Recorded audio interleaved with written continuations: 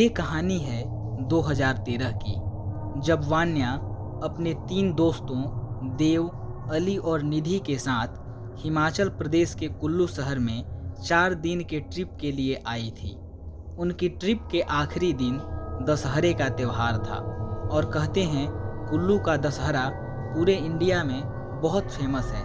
इसलिए वान्या ने अपने दोस्तों से जिद करी कि वो अपने घर दिल्ली जाने से पहले ये मेला देखना चाहती है।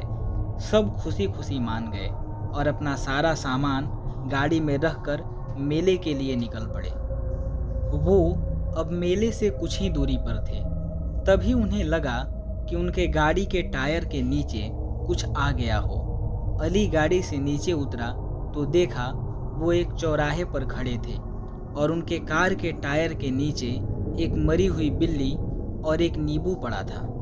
अली ने ये बात सबको बताई।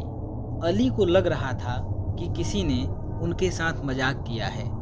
निधि और देव भी अली की बात से सहमत थे, पर वान्या को कुछ अजीब सा इंट्यूशन आ रहा था, जैसे कुछ गलत होने वाला हो। वान्या किसी से कुछ बताती उससे पहले सभी गाड़ी में बैठ गए और अली गाड़ी चलाने लगा।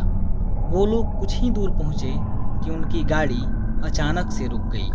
देव बाहर निकला और देखा कि गाड़ी का टायर फट गया है। वही टायर फटा था जिसके नीचे वो बिल्ली और नींबू आया था।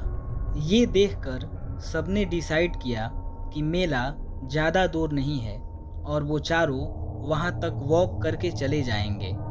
चलते चलते निधि को फील हुआ कि उसे कोई गाड़ी के पास बुला रहा है और वो बार बार पीछे मुड़कर देखने लगी। वान्या के साथ चलते चलते देव ने नोटिस किया कि वान्या के जूतों पर खून लगा है। उसने वान्या से उसके बारे में पूछा, पर वान्या ने कोई जवाब नहीं दिया। तभी अली अचानक से चलते चलते गिर पड़ा। उसके दोस्त उस पर हंसने लगे, लेकिन अली ने उठकर कहा कि किसी ने तो उसे धक्का दिया है।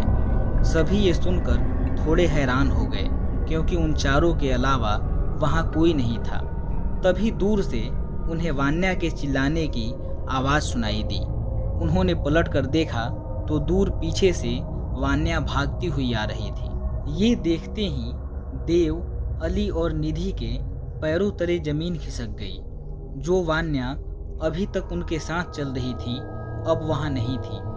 असली वान्या आकर अपने दोस्तों से पूछने लगी कि वे लोग उसे गाड़ी में क्यों छोड़ आए थे। ये सुनकर निधि बुरी तरह डर गई। निधि को डरा देख देव ने निधि से पूछा, उसे अचानक क्या हो गया? तो उसने अपने हाथ से एक पेड़ की ओर इशारा किया। उसी वक्त सबने उस पेड़ की तरफ देखा तो उन्हें उस पेड़ से एक उल्टी लटकी हुई औरत नजर आई। वो इतनी डरावनी थी कि निधि तो बेहोशी हो गई।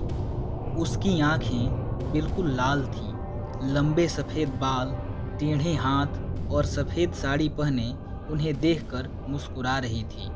उसी औरत के साथ उस पेड़ पर एक काली बिल्ली भी बैठी थी। ये देखते ही वान्या, अली और देव बहुत ज़्यादा घबरा गए और निधि को उठाकर वहाँ से भागने लगे।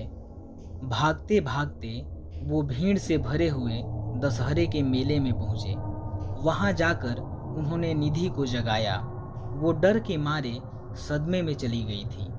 उन चारों ने पूरी रात उसी मेले में बिताई।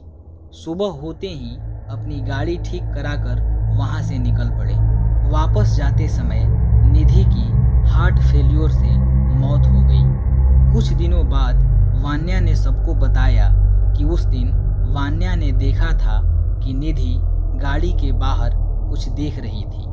जब वान्या ने बाहर देखा तो उसे वही पेड़ दिखा जिस पर उस रात वो औरत लटकी हुई थी।